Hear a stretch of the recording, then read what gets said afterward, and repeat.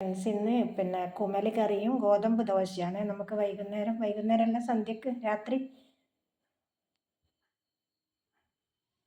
കുമൾ നന്നായി വൃത്തിയാക്കിയിട്ട് ഉപ്പ്, മഞ്ഞൾപ്പൊടി, മുളക് പൊടി ചേർത്ത് കുറച്ച് സമയമായി വെച്ചിട്ട് അതിന് വെള്ളം ഇറങ്ങിയിട്ടുണ്ട്. കുമലിലെ വെള്ളം ഇറങ്ങിയതാണ്, വെള്ളം ചേർത്തതല്ല. ഉപ്പ് ചേർത്തപ്പോൾ കുമലിൽ വെള്ളം ഇറങ്ങും. കുമലിൽ ഉപ്പിട്ട പോലെ എന്നൊരു പഴഞ്ചൊല്ലുണ്ട്. ഇത് അളവും കുറയും, നന്നായിട്ട് വെള്ളം ഇറങ്ങുകയും ചെയ്യും. പുളി രസത്തിന് ഒരു തക്കാളി ചേർക്കുന്നുണ്ട്. ഇത് പിന്നെ ഞാൻ മുറിച്ച് വെച്ചത് ഉള്ളത് കൊണ്ട് കുറച്ച് ക്യാരറ്റ് ചേർക്കുന്നതാണ്. ചെറിയ ഉള്ളിയോ വലിയ ഉള്ളിയോ നമുക്ക് ചേർക്കാം. സവാളയോ ചെറിയ ഉള്ളിയോ.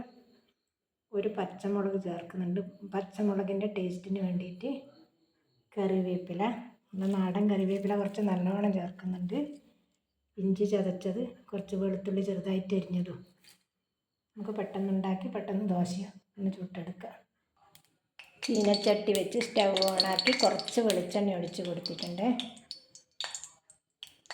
ചൂടായിട്ടുണ്ട്. നമുക്ക് കുറച്ച് കടുക്, വളരെ കുറച്ച് കടുക് ചേർത്ത് കൊടുക്കുന്നുണ്ട്.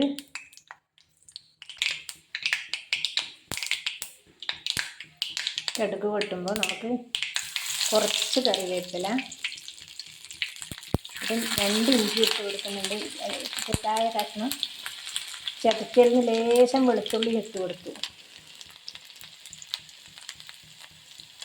അതിൻ്റെ കൂട്ടത്തിൽ ഒരു കീറി പച്ചമുളക് ഇട്ട് കൊടുത്തു. അതിൻ്റെ ഒപ്പം തന്നെ ഉണക്കമുളക് ഇട്ട് കൊടുത്തു. അവസാനം വറുത്ത് ചേർക്കൂല, അതുകൊണ്ടാണ് അതും തന്നെ ഇത് ചേർത്ത് കൊടുക്കുന്നത്.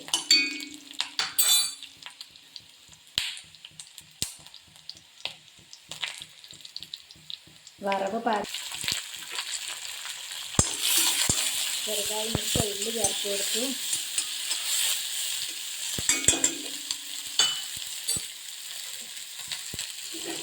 അതിൻ്റെ കൂടെ തന്നെ ചതച്ച് വെച്ച ഇഞ്ചിയും വെളുത്തുള്ളിയും ചേർത്ത് കൊടുത്തു.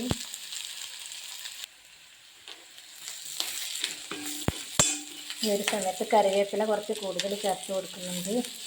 ഉള്ളിയൊക്കെ ഒന്ന് നന്നായിട്ട് സോഫ്റ്റ് ആയിട്ടുണ്ട്. ഇത്രയും ആയാൽ മതി. നമുക്ക് ഈ സമയത്ത് കുറച്ച് ക്യാരറ്റ് ചേർത്ത് കൊടുക്കുന്നുണ്ട്. ക്യാരറ്റ് ചേർക്കേണ്ട ആവശ്യമില്ല. പുളി രസത്തിന് കുറച്ച് തക്കാളി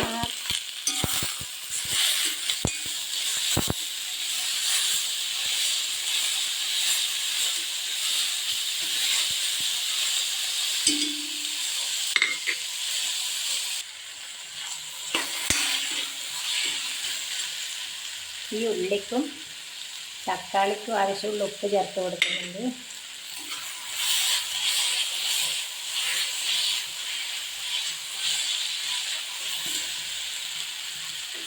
ഇത് ഇവിടെ പൊടിച്ച മസാലയാണ്. ചിക്കൻ മസാല ആയാലും മതി, ഒരു 3/4 ടീസ്പൂണ് ഒരു ടേസ്റ്റിന്. ഞാനിത് പെരുംജീരകം ചേർത്തിട്ട് പൊടിച്ചതാണ്. മല്ലിപ്പൊടി വേറെ ചേർക്കുന്നൊന്നുമില്ല.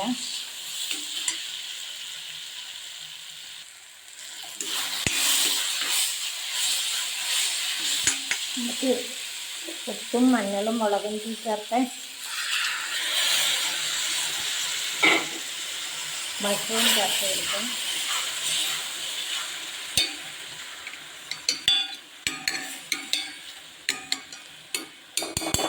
മീഡിയം ഫ്ലെയിമിൽ വെച്ചിട്ട് നമുക്ക് അടച്ചു കൊടുക്കാം.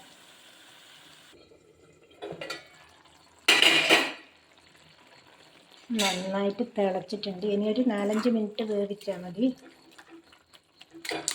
വെള്ളമൊന്നും ഞാൻ ഒഴിച്ച് കൊടുത്തിട്ടില്ല, ഈ വെള്ളം മാത്രം മതി.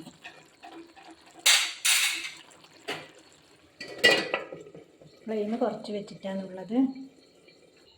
കറിയാകുമ്പോഴേക്കും ദോശക്ക് ഗോതമ്പ് മാവ് റെഡിയാക്കാം. ഞാനൊരു ഗ്ലാസ് ഗോതമ്പ് പൊടിയാണ് എടുത്തിട്ടുള്ളത്. അതിൻ്റെ കൂടെ ഞാൻ കുറച്ച് വലിയ വലിയുള്ളി എന്ന് പറയുന്നത്, സവാളേൻ്റെ ഒരു ചെറിയ ഭാഗം, വലിയുള്ളി ഇല്ല, അതിൻ്റെ ഒരു ചെറിയ കഷ്ണം മുറിച്ച് ചേർത്തിട്ടുണ്ട്. ഉപ്പ് 1/4 ടീസ്പൂണ്.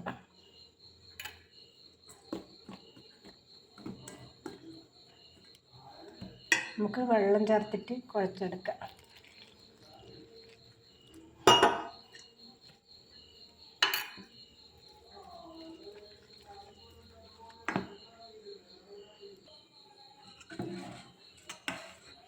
ഗോതമ്പ് നന്നായിട്ട് വെള്ളമായിട്ടാണ് കലക്കിയത്. ഇതിൻ്റെ കൂടെ ഒരു മുട്ട കൂടി പൊട്ടിച്ച് ചേർക്കുന്നുണ്ട്. മുട്ട ചേർക്കുന്നത് നമുക്ക് ദോശ എളുപ്പത്തിൽ മറിച്ചിടാൻ സഹായിക്കും, പിന്നെ നല്ല ടേസ്റ്റും ഉണ്ടാവും. നന്നായിട്ടൊന്ന് മിക്സ് ചെയ്ത് കൊടുക്കുക.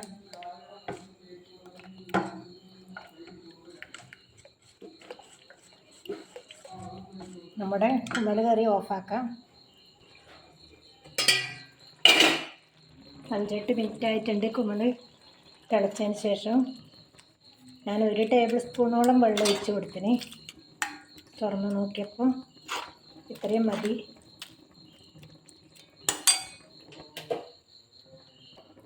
ദോശ ചൂടാൻ പാൻ വെച്ചിട്ടുണ്ട്.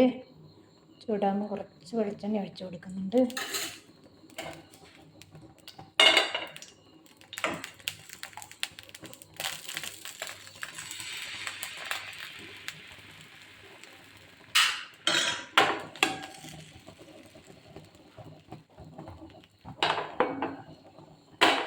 ഇതിൽ കുറച്ചുകൂടി വെള്ളമാക്കാൻ പറ്റും, കുറച്ച് കട്ടി കൂടുതലാണ്.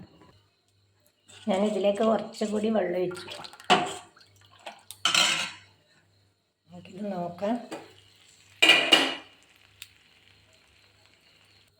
വെള്ളമാക്കി കലക്കിയാൽ കുറച്ച് സമയം കൂടുതൽ വേണം ചുട്ടെടുക്കാൻ, പക്ഷെ നല്ല ടേസ്റ്റ് ആയിരിക്കും. ദോശക്കല്ലിലാണെങ്കിൽ ഇത്രയും കൂടുതൽ വെള്ളം ചേർക്കേണ്ട ആവശ്യം വരുന്നില്ല. നിങ്ങൾക്ക് വേണമെങ്കിൽ നെയ്യ് ചേർത്ത് ചുട്ടെടുക്കാം കേട്ടോ ദോശ. അവസാനത്തെ ദോശയും തൊട്ട് നമ്മുടെ ഗോതമ്പ് ദോശയും കുമൾ കറിയും കൂട്ടി കഴിക്കട്ടെ. ഇതാണ് ഇന്നത്തെ ഭക്ഷണം. എല്ലാവർക്കും ഇഷ്ടപ്പെടുമെന്ന് കരുതുന്നു. നല്ലൊരു വീഡിയോ ആയിട്ട് പെട്ടെന്ന് തന്നെ വരുന്നതാണ്.